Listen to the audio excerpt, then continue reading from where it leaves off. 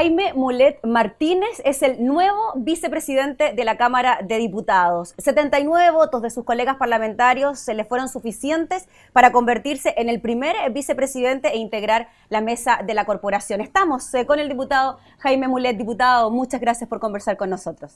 Muy bien, muchas gracias a ti. Diputado, usted por estos días es fundador y presidente de un nuevo partido, la Federación Regionalista Verde Social.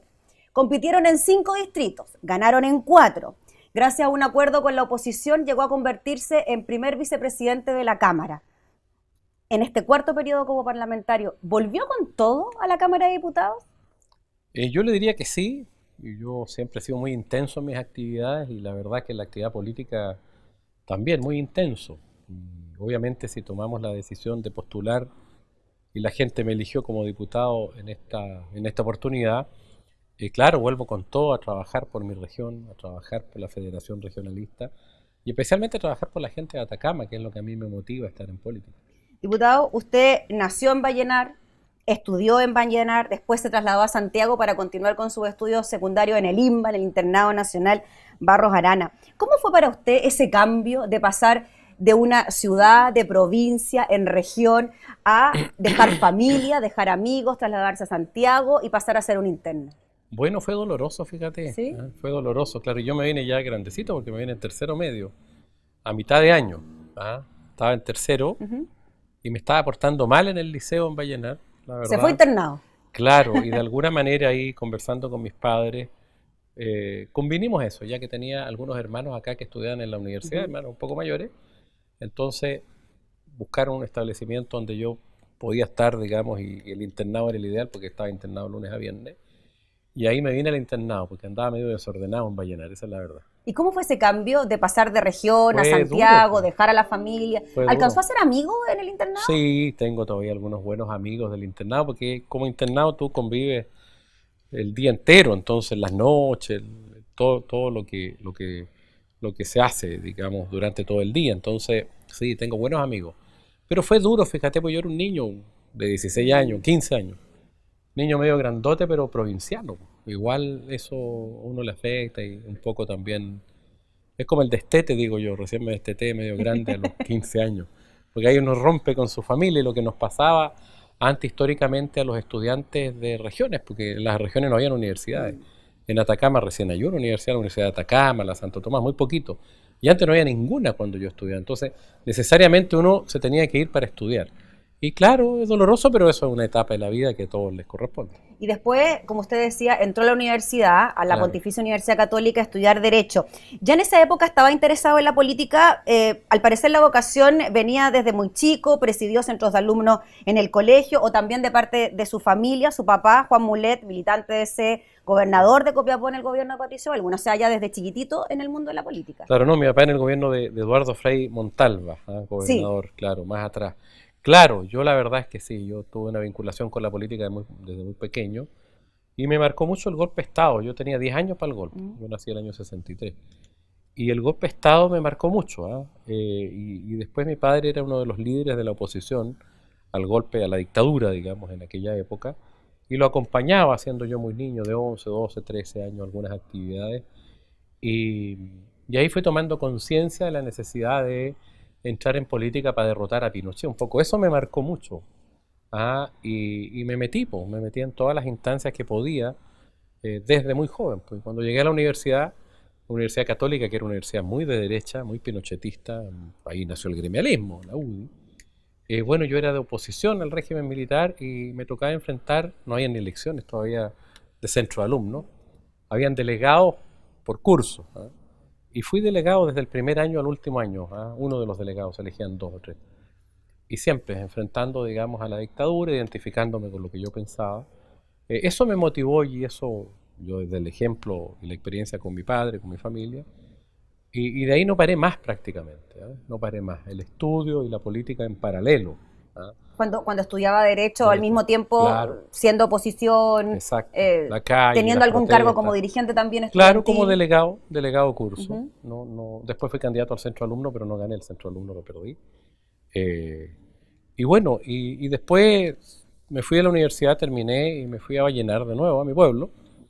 Y ahí seguí, pues, al tiro en política, como encargado del no, en fin, todo el Comité de Elecciones Libres, primero encargado del no. ¿A los 17 años ingresó a la ADC? Sí, joven, muy joven. ¿Y por qué optó por la ADC? ¿Por una cosa familiar? ¿Su papá era militante? Sin duda, y por los principios y valores que representaba la ADC, y que en aquella época era una ADC muy, muy bonita, no como ahora. Era una ADC que estaba trabajando contra la dictadura, donde uno solo corría riesgos, te fijas, y tú veías grandes líderes como Gabriel Valdés. Una vez me tocó estar en una protesta con él en Plaza Italia, y tú veías a Gabriel Valdés oponiéndose a los guanacos llenos de agua, te fijas tú, luchando, pues enfrentando con valentía la dictadura. La democracia cristiana tuvo una época muy, muy bonita, y por eso que la mayoría de los jóvenes se integraban a ella. Y bueno, yo también, obviamente, con el vínculo familiar y el ejemplo de mi padre, que para mí siempre estaba muy vívido, muy presente, y todavía lo está. Diputado, usted militó 30 años en la democracia cristiana, llegó a ser incluso secretario nacional, renunció a la ADC, después vamos a hablar de eso, creó otro partido, el PRI, fue diputado durante 3 periodos, este es su 4º periodo como parlamentario, fue candidato al Senado y ahora decide volver al Congreso. ¿Por qué decide volver al Congreso? ¿Le gusta este nuevo Congreso con mayor representatividad de fuerzas políticas? Mira, yo cuando salí del Congreso llevaba 3 periodos y estaba en un periodo de crisis la política. Había comenzado a desmembrarse la concertación. Era la época de los díscolos. Usted fue uno Y de yo los era primeros uno de los díscolos. díscolos. Entonces estaba Marco Enrique, estaba Navarro, estaba el Teo Valenzuela, estaba yo y otros más, ¿te fijas? Nos molestaba lo que estaba pasando en la concertación. La concertación estaba muy rígida, proponíamos cosas y nos trataban de castigar. En fin, y eso ocurre en el PPD, en el PS y también en la ADC. En la ADC nos opusimos, por ejemplo, al Transantiago, y eso gatilla la salida al final nuestra de la ADC. Porque el Transantiago como política nosotros la habíamos estudiado en la democracia cristiana, particularmente el diputado Olivares de aquello entonces, yo y otros más, Alejandra Sepúlveda también, que hoy día todavía está, gran diputada y colega regionalista, y estudiamos a fondo y nos dimos cuenta que era una mala política el Transantiago. Y al final, una cosa que puede parecer menor para nosotros fue muy significativa porque veíamos que el gobierno no protegía a los pequeños empresarios, prefería imponer un sistema de transporte que técnicamente era malo, y después el tiempo nos dio mucho la razón. Y eso generó una crisis dentro de la ADC, que obviamente venía de antes, pero fue como lo que gatilló a la expulsión de un senador, de Adolfo Saldívar, y después la renuncia de varios diputados. Y ahí nos fuimos de la democracia cristiana y armamos el PRI. Yo fui su primer presidente, pero la experiencia del PRI para mí fue muy amarga. Pues tuve muy poco tiempo en el PRI, fui de candidato a senador, perdí y el PRI se produce una crisis adentro, desgraciadamente. Para mí, no diré que es doloroso, pero fue una mala experiencia. La historia dice que lo expulsaron por apoyar la candidatura de Eduardo Frei. Exacto. Entonces yo dije, yo me salí de la ADC, pero no para irme a la derecha. Y se genera ahí con Adolfo Saldívar una crisis. Él era un líder muy fuerte, obviamente, en el PRI, que nos había de alguna manera inspirado a todos nosotros.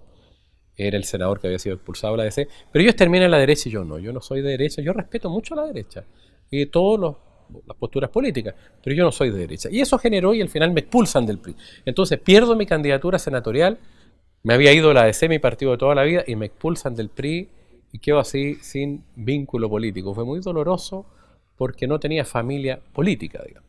Y es por eso que ahí surge la necesidad de crear nuevos frentes políticos con una mirada en las regiones principalmente. Lógico. Yo siempre, usted leía recién, yo soy de Vallenar, nací en Vallenar, en fin. Obvio, mi motivación siempre estaba en representar a mi región, te fijas tú. Y la experiencia del PRI, si algo fue significativo, fue la preocupación por las regiones, porque efectivamente armamos un partido que tenía inspiración regionalista, con gente que venía de otras corrientes. Y bueno, y después, obviamente, la experiencia es amarga, en el sentido que termina con mi expulsión. Pero al ver hoy día el PRI metido en la derecha, yo digo, menos mal que me expulsaron.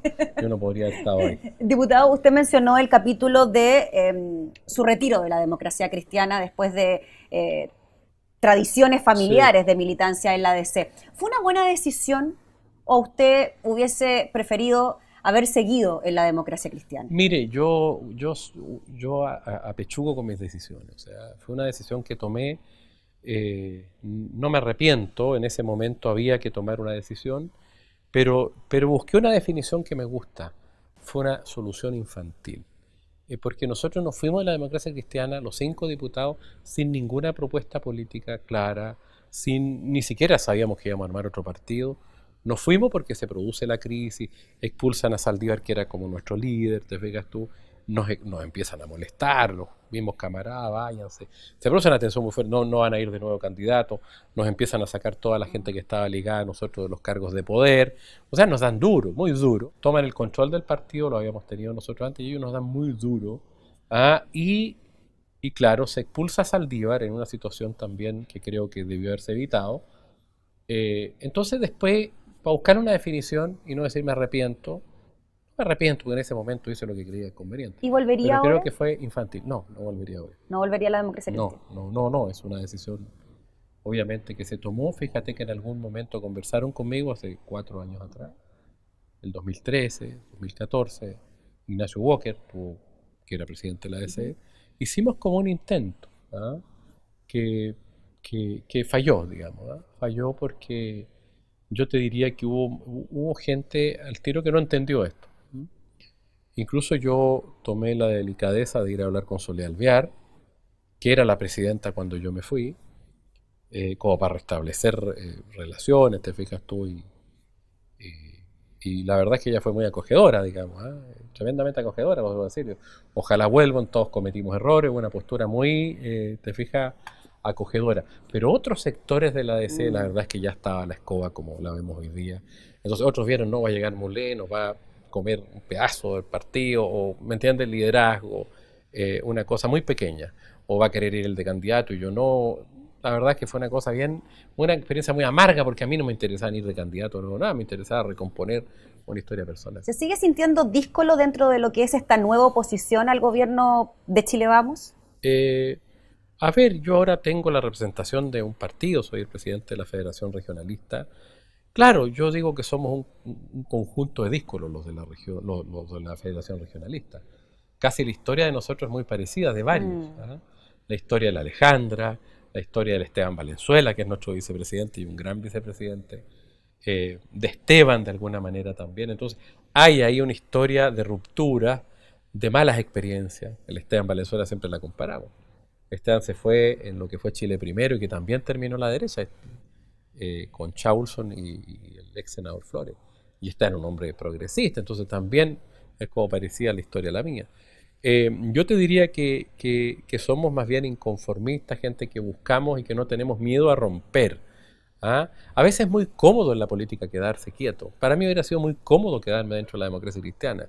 Y seguramente hubiera sido diputado, senador, te fijas, porque tú te quedas al abrigo de un gran partido en aquel momento. El 2008 hoy día ya no es un gran partido, sufrió una fuerte pérdida electoral en la última elección. Pero no, yo soy de los que enfrenta y si tengo que romper, rompo.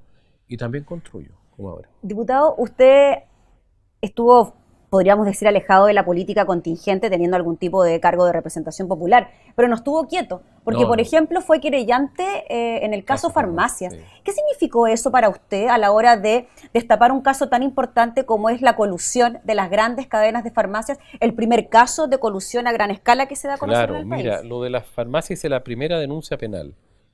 Porque yo dije, estos gallos hay que meterlos presos, porque al final ya había tenido otro juicio contra las telefónicas, había participado de algunos juicios en el Tribunal de la Libre Competencia, también contra las eléctricas por la integración. Me gustaba ese tema mucho, veíamos el abuso. Por eso la ruptura también, y por eso los díscolos. El abuso estaba en este país, no lo descubrió el Frente Amplio. Yo siempre lo digo, el abuso aquí no lo descubrió el Frente Amplio, lo descubrió Jackson, Boris, que son tremendos parlamentarios y tengo mucha estima y respeto. Se veía, pero no había una certeza. O sea, no, había certeza. Lo que pasa es que no fuimos capaces, los díscolos, algunos de nosotros, de hacer la fuerza suficiente. Estábamos amarrados de alguna manera, muchas amarras, te fijas, tuvimos que romper. Ahora estos jóvenes que fueron al Frente Amplio y los no tan jóvenes, ¿cierto?, que vienen de mucho tiempo, obviamente fueron mejores en colocar los temas, como líderes estudiantiles particularmente. Pero, por ejemplo, la Ley General de Educación la votamos en contra, los díscolos en aquella época, que se discutió el 2008 o el 2009, 2008 o 2009, no recuerdo bien, yo era parlamentario todavía, cuando la nueva mayoría, ¿cierto?, llegaron a un acuerdo con la derecha y dejaron la Ley General de Educación, la LOCE igual que la Ley General de Educación, o sea, no hicieron ningún cambio, o sea, operó la concertación e hizo un cambio a lo Gato Pardo. Y así el Transantiago fue otra de las cosas. Estos temas de colusión, siempre íbamos adelante, pero no nos respaldaba nadie. A veces me llamaban del gobierno, yo no molesté, pues estáis molestando al grupo X, al grupo este otro.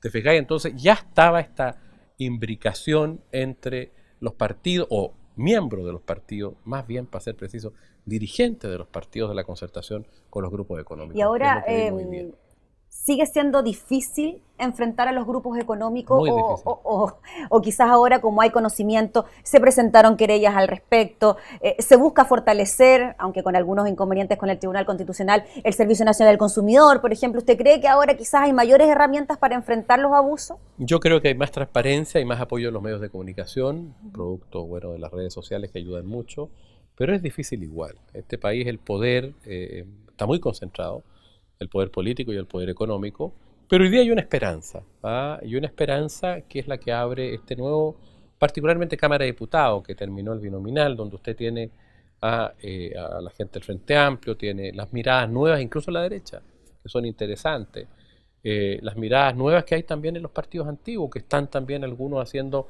una introspección, en serio, algunos, ¿te fijas? Entonces, yo veo que hay una esperanza y me gusta mucho este congreso, incluso con la capa de Florcita Mutuda y todo eso, porque creo que expresa una diversidad. A veces tras una fea capa hay un buen torero y a veces tras una linda capa hay un mal torero. Entonces, yo voy a evaluar a Florcita por lo que vote, ¿no? ¿Importa, diputado? Qué bueno que toque ese tema. ¿Importa eso acá en el Congreso, la vestimenta que usen los parlamentarios? O sea, yo creo que es algo del pasado. Discutíamos en estos días si los ministros de la Haya y los abogados tenían que usar peluca o no. Pelucos es una locura, o sea, es una tradición conservadora extrema. Yo creo que lo importante de un parlamentario es que vote, que sea correcto, que sea transparente. Ahora se vista como a él le acomode más. No me genera, no tengo ese problema. Y en eso yo he cambiado también, porque antes esas formas me parecían que eran tan relevantes. Yo creo que el respeto se mide de otra manera. El respeto se mide en el trato. Hay que ver cómo estos parlamentarios que no se visten así como los abogados que nos acostumbramos a vestir de corbatita, ¿cierto? Pero ocupa calcetines de color. Sí, no, y a veces también me desordeno un poco, me desordeno harto también, me gusta. Pero hay que ver, cuál es el trato humano con los asistentes, con el personal, con su gente, en su partido. Yo le insisto, una buena capa no hace un buen torero, esta cosa es distinta. Diputado, usted, ya lo decía, preside un partido regionalista y me imagino que también su trabajo como parlamentario apunta a aquello. Usted dijo que trabajaría por la consolidación de la elección directa de los gobernadores regionales y también la instalación de la ley de rentas regionales.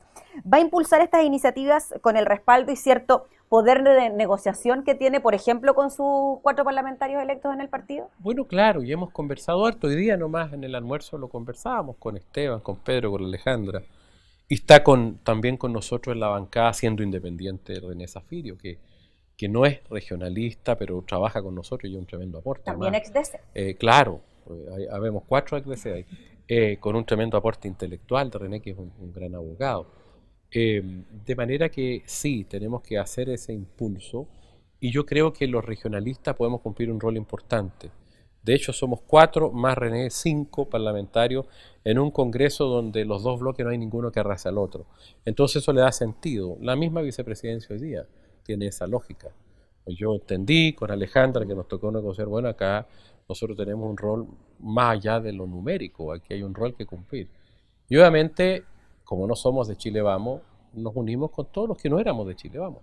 Pero nosotros no habíamos perdido el gobierno, no éramos de la nueva mayoría, ¿te fijas? Sino que somos regionalistas, pero progresistas. Y llegamos a este acuerdo, ¿te fijas? Que es un acuerdo de administración y podemos cumplir un rol importante, porque puede haber proyectos de ley que se definan muy al justo. ¿Y cómo se enfrentan los grandes acuerdos nacionales de los que ha hablado, por ejemplo, el presidente Piñera en temas tan importantes como niñez, infancia, Araucanía, desarrollo económico, seguridad ciudadana? Mira, ayer estuvimos con el presidente. Me tocó ir con la presidenta de la Cámara al saludo protocolar. Tuvimos 1 hora y media, 1 hora 20, más de 1 hora 20. Que los asistentes de Piñera dijeron, esta es la reunión más larga que ha tenido el presidente. Es que hay mucho trabajo por hacer aquí en el Congreso. Claro, y fue una buena reunión, fíjate. Y bueno, entre otras cosas, yo le planteé con Maya Fernández, lo habíamos acordado previamente, el tema de una ley de renta regional, el tema de las regiones que a nosotros obviamente nos interesa y nos preocupa mucho. Y el tema de cómo construir los acuerdos, porque el presidente... o había trascendido en la prensa, no sé si lo había dicho él, que iba a crear comisiones, o algunos comités, comisiones, no sé cómo le llaman. Pero estaban invitando a algunos actores nomás a las comisiones. Por ejemplo, parecía que en Seguridad Ciudadana iba a invitar al exministro Burgo, a José Miguel Insulza, a Arboe, etc.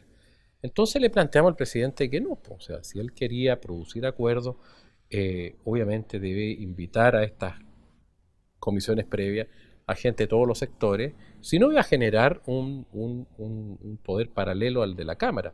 La discusión política se tiene que hacer en el Congreso, donde están todos representados, o buena parte del país representado.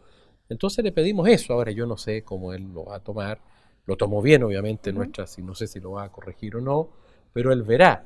Porque yo creo que si él empieza a producir estos acuerdos parciales, en el fondo empezar a picotearnos, por decirlo vulgarmente, ¿cierto?, a tomar algunos para formar un acuerdo y llevarlo al Congreso, creo que no es la forma. Creo que puede ser un camino bueno para el corto plazo, pero no para el largo plazo. Es importante que al Congreso se le respete como tal.